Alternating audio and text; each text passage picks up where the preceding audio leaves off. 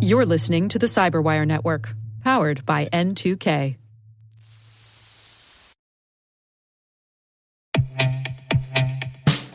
And now a word from our sponsor, SpyCloud. Identity is the new battleground, and attackers are exploiting stolen identities to infiltrate your organization. Traditional defenses can't keep up. SpyCloud's holistic identity threat protection helps security teams uncover and automatically remediate hidden exposures across your users, from breaches, malware, and phishing to neutralize identity-based threats like account takeover, fraud, and ransomware. Don't let invisible threats compromise your business. Get your free corporate darknet exposure report at spycloud.com/cyberwire and see what attackers already know. That's spycloud.com/cyberwire.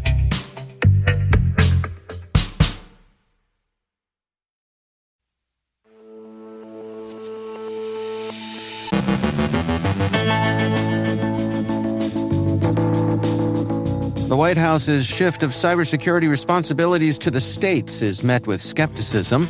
Baltimore City Public Schools suffer a ransomware attack. Russian state-backed hackers target Dutch critical infrastructure. Microsoft resolves multiple remote desktop issues. A new malware campaign is targeting Docker environments for cryptojacking. A new phishing campaign uses weaponized Word documents to steal Windows login credentials. Zyxel Networks issues critical patches for 2 high-severity vulnerabilities. CISA issues 5 advisories highlighting critical vulnerabilities in ICS systems.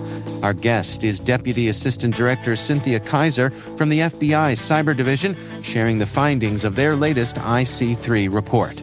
And so long, Privacy Sandbox.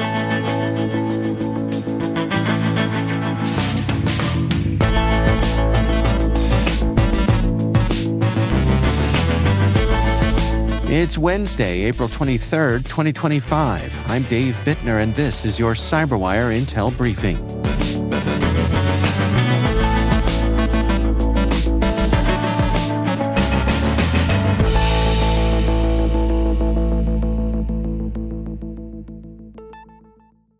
Thank you for joining us here today. It is great to have you with us. President Trump's recent executive order shifts cybersecurity responsibility from the federal government to states and localities. However, many states are unprepared for this transition. A 2023 National Cybersecurity Review revealed that only 22 of 48 participating states met recommended security standards. Compounding the issue, federal funding cuts have reduced resources for state and local officials, including a cybersecurity grant program and a key cybersecurity agency. This has left states grappling with increased cyber threats, such as ransomware attacks and foreign interference, while facing shortages of IT experts and limited budgets. Recent cyber attacks in Rhode Island, Virginia, and Massachusetts highlight the vulnerabilities in state systems. Experts warn that expecting states to manage cybersecurity independently without adequate support is unrealistic and could compromise national security. Just a quick program note, we discussed this issue on a recent episode of the Caveat podcast. Do check that out wherever you get your favorite podcasts. Baltimore City Public Schools suffered a ransomware attack on February 13th, linked to the Cloak Gang.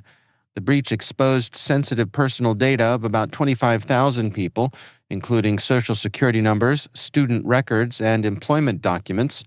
Those affected include current and former staff, volunteers, and over 1,100 students. The school system confirmed no ransom was paid. Law enforcement and cybersecurity experts are investigating. Notification letters were sent April 22nd, with 2 years of free credit monitoring and a call center provided for support. Russian state-backed hackers have targeted Dutch critical infrastructure in cyber sabotage attempts during 2023 and 2024, according to the Dutch Military Intelligence and Security Service, the MIVD.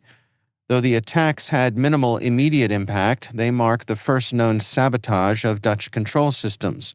The MIVD warns such operations are rising across Europe, aiming to gain digital access to critical systems for potential future disruption. The Netherlands, home to Europe's largest port in Rotterdam and key NATO logistics hubs, remains strategically vital. Russian cyber activity, including prior infiltration attempts of global institutions like The Hague, is escalating.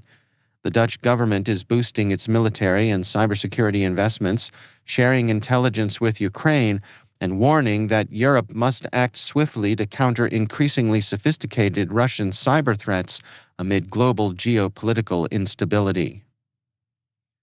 Microsoft has resolved multiple issues affecting Remote Desktop on Windows Server 2025 and Windows 11. A bug causing RDP sessions to freeze was fixed in February's update for Windows 11 and in April's update for Windows Server. Microsoft also used known issue rollback to reverse bugs causing RDP disconnections. Additionally, a long-standing bug triggering blue screen errors on servers with over 256 logical processors was fixed. Other recent issues include login problems with Windows Hello and domain controller failures. A new malware campaign is targeting Docker environments to hijack compute resources for cryptojacking, using highly layered obfuscation to evade detection. Researchers from Darktrace and Cato Security Labs found the attackers deploying a Docker image which runs a deeply obfuscated Python script, requiring 63 decode loops to reach the final payload. Instead of mining cryptocurrency directly, the malware connects to a Web3 platform to simulate node activity and earn private tokens. This low-resource tactic avoids triggering alarms tied to traditional mining. Docker's popularity and frequent misconfigurations make it an attractive target. Experts warn organizations to secure Docker setups with strong authentication, avoid unnecessary internet exposure, and vet images carefully. This campaign signals a shift toward abusing legitimate decentralized systems for stealthy profit. A new phishing campaign uncovered by Fortinet's FortiGuard Labs uses weaponized Word documents to steal Windows login credentials. Disguised as sales orders, the emails carry attachments exploiting a known vulnerability in Microsoft Equation Editor.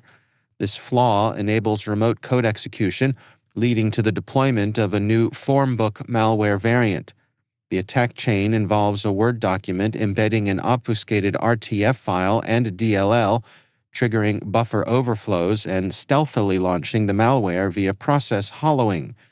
The payload, downloaded as a disguised PNG file, decrypts into a fileless executable injected into a legitimate Windows process. The malware collects credentials, keystrokes, and screenshots while maintaining persistence through registry edits. Fortinet has flagged this campaign and urges users to update systems and remain alert to phishing threats exploiting old vulnerabilities. Two significant data breaches have recently impacted U.S. organizations, compromising the personal information of over 600,000 individuals. On-Site Mammography, a Massachusetts-based medical services provider, reported unauthorized access to an employee's email account in October of last year.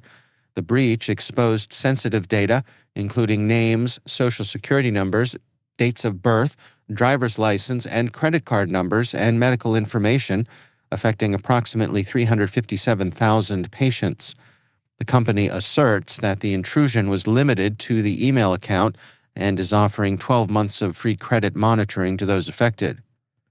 Kelly Benefits, a Maryland-based benefits and payroll solutions provider, disclosed a breach affecting nearly 264,000 individuals.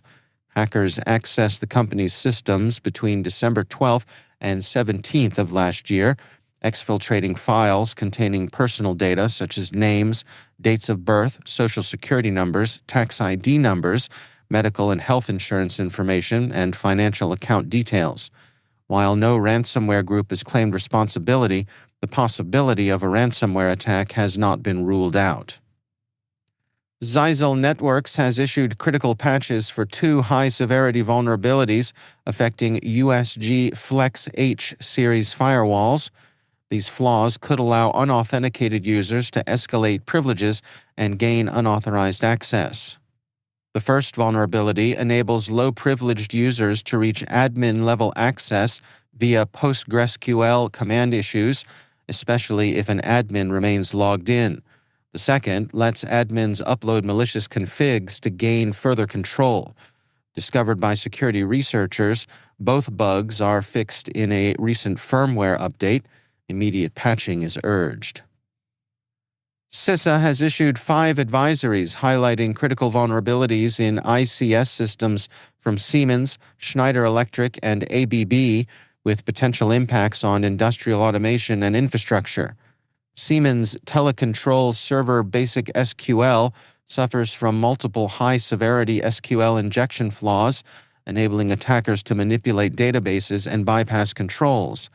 Another Siemens advisory cites a lower risk vulnerability causing partial denial of service in redundant server setups. Schneider Electric's Wiser home controller contains a flaw, allowing remote credential exposure. ABB MV drives are affected by CodeSys vulnerabilities, enabling memory-based attacks. A previous advisory for Schneider's Modicon M580 PLCs was updated to address a buffer size flaw that could cause denial of service. CISA urges patching, network segmentation, and continuous monitoring to safeguard critical infrastructure from these escalating threats.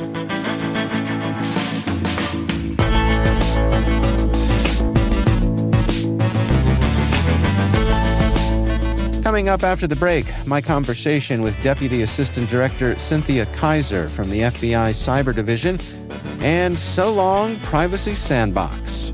Stay with us.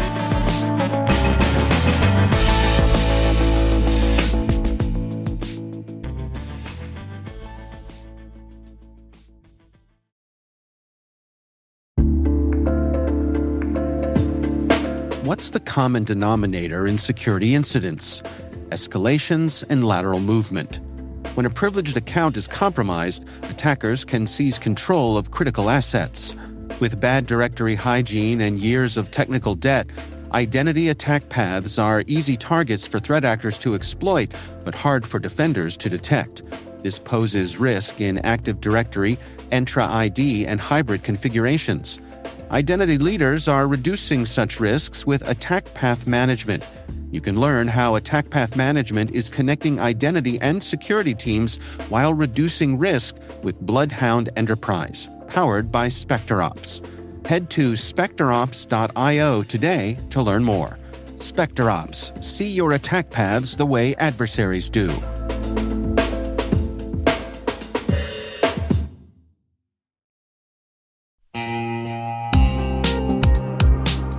Do you know the status of your compliance controls right now? Like, right now. We know that real-time visibility is critical for security, but when it comes to our GRC programs, we rely on point-in-time checks. But get this. More than 8,000 companies like Atlassian and Quora have continuous visibility into their controls with Vanta. Here's the gist. Vanta brings automation to evidence collection across 30 frameworks, like SOC 2 and ISO 27001. They also centralize key workflows like policies, access reviews, and reporting, and helps you get security questionnaires done 5 times faster with AI. Now that's a new way to GRC. Get $1,000 off Vanta when you go to vanta.com/cyber. That's vanta.com/cyber for $1,000 off.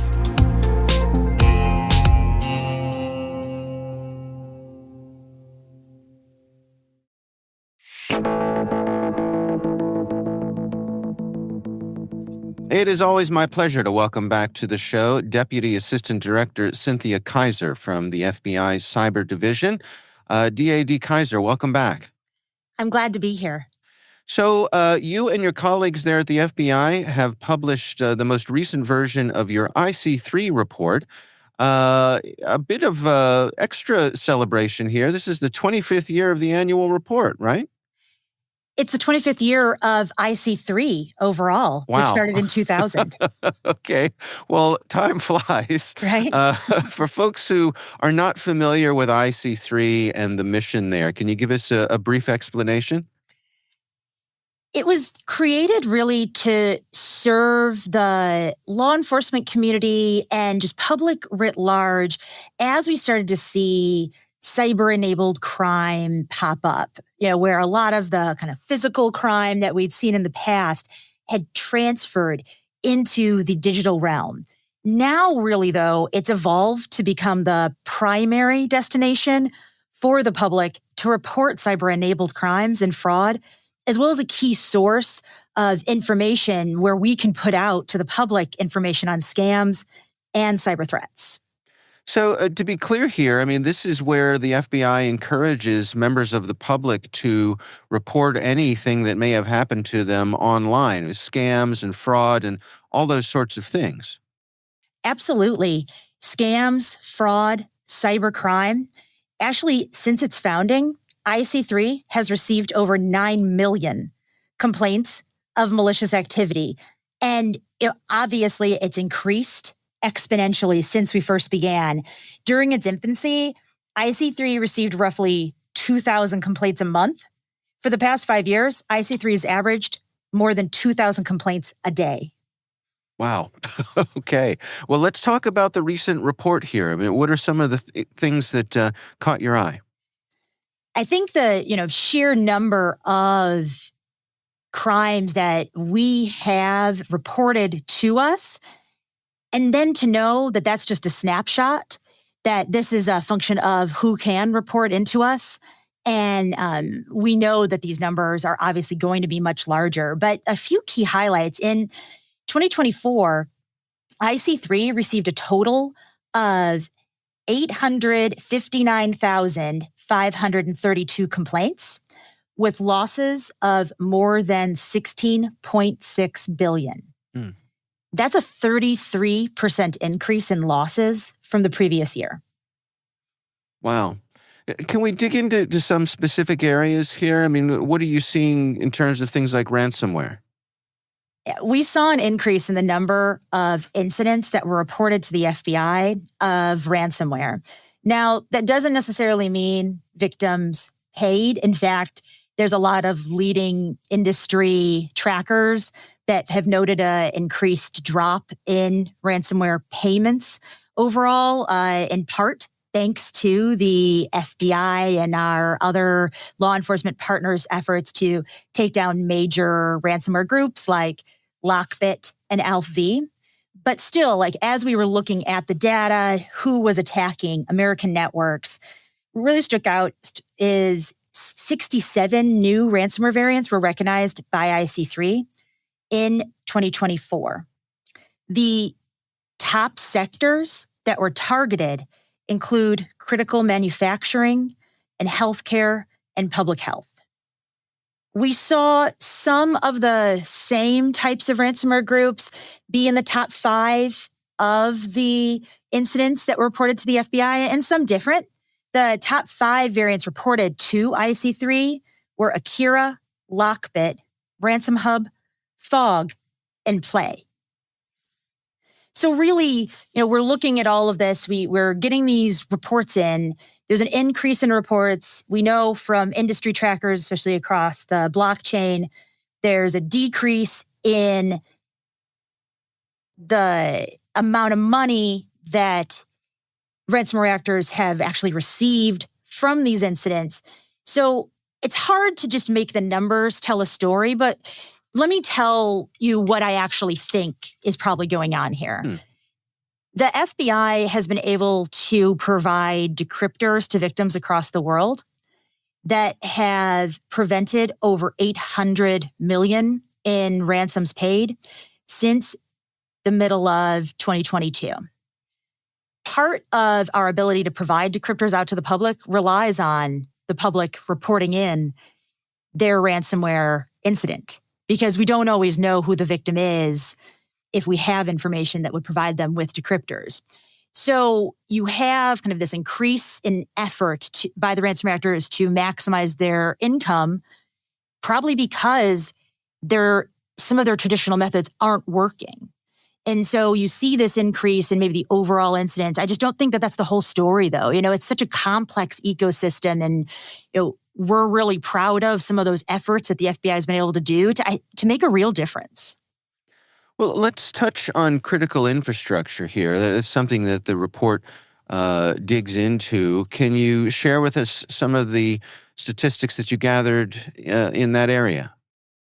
Of course, IC3 received more than 4,800 complaints from organizations belonging to critical infrastructure sectors that were affected by cyber threats. The most reported cyber threats among critical infrastructure organizations were ransomware and data breaches. If you're looking going back into the ransomware, so out of the total even ransomware complaints that were filed in 2024, almost half were related to critical infrastructure. Now, the top 5 sectors were critical manufacturing, healthcare, public health, government facilities, financial services, and IT, with really the vast majority up in that the top 2, critical manufacturing and healthcare and public health. And that's so important because targeting critical manufacturing can have cascading impact across numerous industries like automotive, aviation, electronics, and targeting healthcare facilities can actually become a threat to life matter, with consequences that include hospitals being forced to be shut down or negative effects against patients overall. The data that you all are gathering here at the IC3, the Internet Crime Complaint Center, can you give us some insights as to how does that data get distributed to your colleagues at the FBI, the various field offices? How does that work? So we're getting in these just thousands of complaints a day. And what that really translates to is it doesn't automatically go to a field office. We have an incredibly dedicated group of individuals who go through every single complaint that we receive and triage it, provide additional information, try to connect it to other cases before they send that out to field offices to investigate further. And really, the best benefit we get from the incidents that come into IC3 are when we can tie them all together and say, this is a pattern, this is bigger than just even one victim, and we can really seek to build a case, work to hold these actors accountable for the adverse intentions they have towards U.S. citizens. It's such a big deal that we get all of these in. And I think especially, and I want to highlight another aspect of the report here, we're incorporating this year for the first time as one full report, cryptocurrency fraud and elder fraud. And what you see is that criminals are going after the kind of people who are over 60 in a huge amount, really trying to trick our family members out of millions, billions of dollars. And that's such a big deal. And it's something we take so seriously here at the FBI, being able to help the individual victims, but then also, and I can't emphasize this enough, the more reports we have that can pull them all together, the more we can investigate, and then the more we can warn others. And that really bears out from all of the public service announcements that you can see on ic3.gov.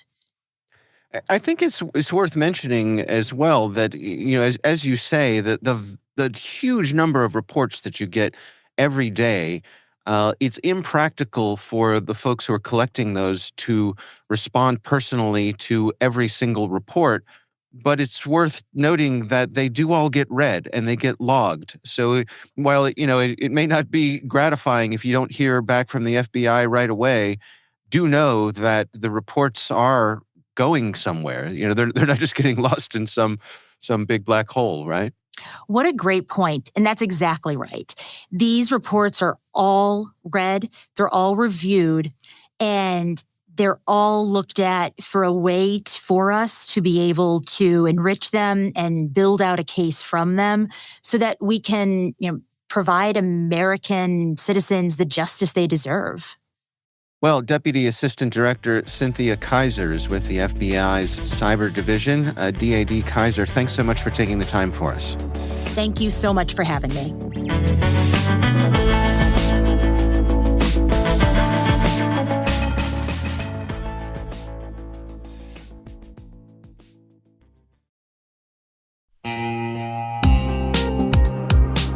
Bad actors don't break in, they log in.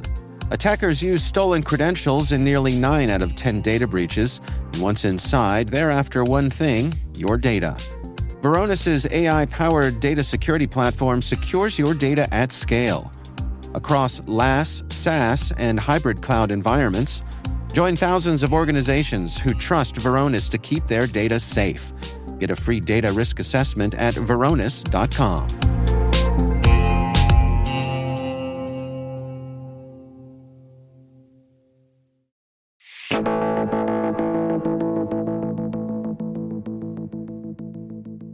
And finally, RIP Privacy Sandbox. We hardly knew ye.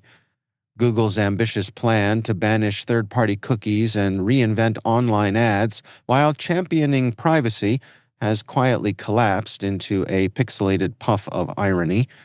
After 6 years of tinkering, Privacy Sandbox has been shelved, with Google citing AI hopes, mysterious privacy tech, and regulators breathing down its neck. Originally pitched as a privacy-forward alternative to tracking cookies, the Sandbox ran into trouble from ad tech rivals and watchdogs who weren't convinced Google wouldn't just rule the ad world even harder. As it turns out, fighting global regulators and industry skeptics proved tougher than debugging the Sandbox APIs. Now, Chrome will keep third-party cookies, meaning your digital shadow lives on, while some Sandbox remnants like IP protection might survive. The dream of a Google-led privacy renaissance has fizzled. When push came to shove, Chrome didn't clear your cookies, it just rearranged them on a shinier tray.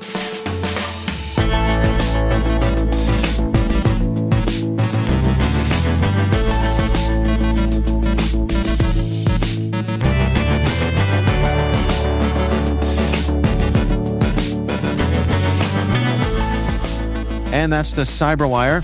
For links to all of today's stories, check out our daily briefing at thecyberwire.com. We'd love to know what you think of this podcast. Your feedback ensures we deliver the insights that keep you a step ahead in the rapidly changing world of cybersecurity. If you like our show, please share a rating and review in your favorite podcast app. Please also fill out the survey in the show notes or send an email to cyberwire@n2k.com.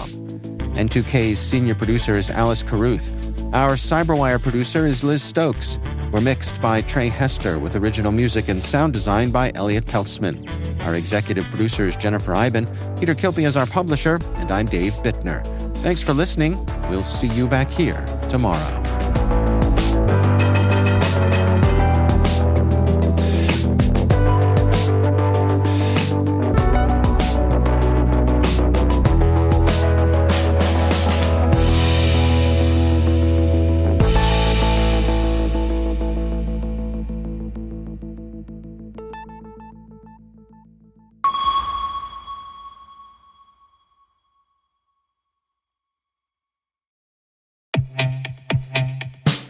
And now, a message from Black Cloak.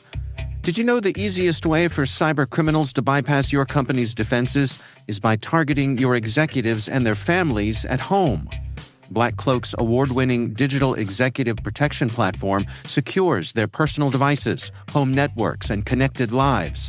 Because when executives are compromised at home, your company is at risk. In fact, over 1/3 of new members discover they've already been breached. Protect your executives and their families 24/7, 365 with Black Cloak. Learn more at blackcloak.io.